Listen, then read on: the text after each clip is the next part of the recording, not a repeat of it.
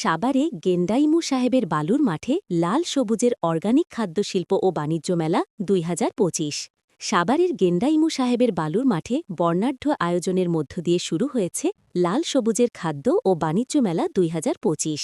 মাসব্যাপী সময়ে উপস্থিত ছিলেন সভাপতি মোহাম্মদ পারভেজ হোসেন, সেক্রেটারি মোহাম্মদ ইউসুফ মোল্লা, সার্বিক তত্ত্বাবধানে মোহাম্মদ সুলতান শেখ। এই মেলায় দেশের বিভিন্ন প্রান্ত থেকে আসা উদ্যোক্তা, ব্যবসায়ী ও শিল্প প্রতিষ্ঠান নিজেদের তৈরি পণ্য প্রদর্শন ও বিক্রয়ের মাধ্যমে মেলাটিকে প্রাণবন্ত করে তুলেছেন। এই সময়ে উপস্থিত ছিলেন সভাপতি মোহাম্মদ পারভেজ হোসেন, সেক্রেটারি মোহাম্মদ ইউসুফ মোল্লা, সার্বিক তত্ত্বাবধানে মোহাম্মদ সুলতান শেখ। মেলায় রয়েছে হাজার হাজার পণ্য, অর্গানিক খাবার, কৃষি পণ্য, শিল্পজাত সামগ্রী, পোশাক, গয়না, বই, হস্তশিল্প সহ নানান ধরনের দেশীয় দ্রব্য। ক্রেতা ও দর্শনার্থীদের আকর্ষণের জন্য রয়েছে বিনোদনের অসংখ্য উপকরণ, নাগরদোলা, বাচ্চাদের ছোট গাড়ি, বিমান, দোলনা, জাম্পিং, বক্সিং, বেলুন ফোলানো ও শুটিং খেলা। এছাড়াও রয়েছে লটারি, মোটরসাইকেল খেলা, ফুচকার দোকান, মালাই চা, নবাবী চা, তান্দুরি চা, ইলানি চা, জাফরান চা, মালাই চা, চকোলেট চা, গোলাপি চা, কোল্ড কফি, বই মেলা, সানগ্লাস ও বোরখা কর্নার, 3 পিস ও 2 পিস বিক্রয় স্টল সহ আরও অনেক আকর্ষণ। আজ এই মেলাটি পরিদর্শনে আসেন ধামরাই ফুটনগর এলাকার বংশী নদীর তীরে অবস্থিত নীলাবর্ষা রিভার কুইন পার্কের চেয়ারম্যান ও স্বপ্নদ্রষ্টা মোহাম্মদ বাবুল মিয়া। তিনি মেলার বিভিন্ন স্টল ঘুরে দেখেন, ব্যবসায়ীদের সঙ্গে কথা বলেন এবং চা নাস্তার আড্ডায় অংশ নেন।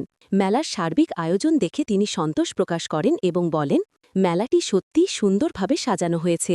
আমি আয়োজকদের আন্তরিক ধন্যবাদ ও কৃতজ্ঞতা জানাই। সাভারের এই উদ্যোগ আমাদের এলাকার ব্যবসা, শিল্প ও সংস্কৃতিকে এগিয়ে নিয়ে যাবে বলে আমি বিশ্বাস করি। তিনি আরও বলেন, আমি সাভারের সন্তান, আমার জন্ম ও বড় হওয়া এখানেই। তাই সাভারে যারা এমন একটি মহতী উদ্যোগ নিয়েছেন তাদের প্রতি রইল আমার আন্তরিক অভিনন্দন ও শুভেচ্ছা। বাবুল মিয়া মেলার আয়োজক ও সেক্রেটারি মোহাম্মদ ইউসুফ মোল্লাকে অংশগ্রহণকারীদের প্রতি বিশেষ আহ্বান জানিয়ে বলেন, মেলায় কেউ উচ্চস্বরে গান বাজাবেন না, কারণ আশেপাশে অনেক স্কুল ও শিক্ষা প্রতিষ্ঠান রয়েছে।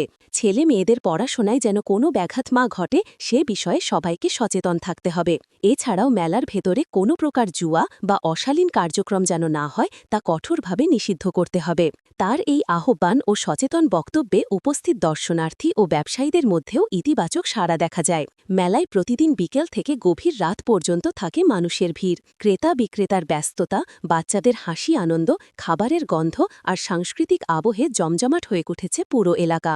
সাভারবাসী মনে করছেন লাল সবুজের অর্গানিক খাদ্য কৃষি শিল্প ও বাণিজ্য মেলা ২০২৫ শুধু একটি ব্যবসায়িক আয়োজন নয়, বরং এটি এক ধরনের সামাজিক মিলন মেলা, যা এলাকার অর্থনীতি, সংস্কৃতি ও বিনোদনকে আরও এক ধাপ এগিয়ে নিয়ে যাবে।